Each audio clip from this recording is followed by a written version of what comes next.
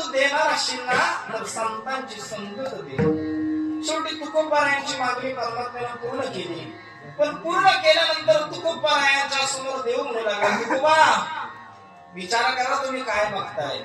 तुम्ही मागताय भजना करताय शरीर, ज्या शरीराच्या मध्ये वाचा आहे, ज्या शरीरामध्ये काया आहे, ज्या शरीरामध्ये मन आहे, आणि हे काया वाचा मनानं तुम्ही माझी सेवा मागताय, माझी साधना मागताय आणि माझ्या भक्तीचं दान मागताय. तुकोबा मी तुम्हाला देईन, पण तुकोबाराया ऐका, तुम्ही साधू आहात, सज्जन आहात, आणि प्रत्येक साधू सज्जन या मृत्यू लोकांमध्ये ह्या शरीरापासून मुक्त होण्याकरता उद्देश करत असतो.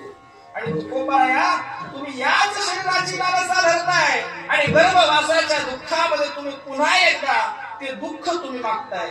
तुकोबा त्या दुःखाचा तुम्हाला अनुभव आहे का, ते दुःख कसं आहे.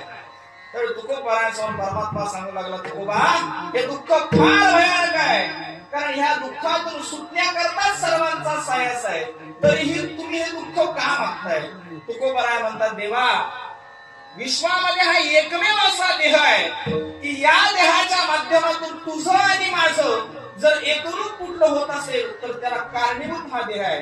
व भले हा देह अनेक यातना करून मिळत असेल तरी हे परमात्म्या, जरी ते दुःखमय गोष्ट असली, गर्भवास जरी दुःखमय असला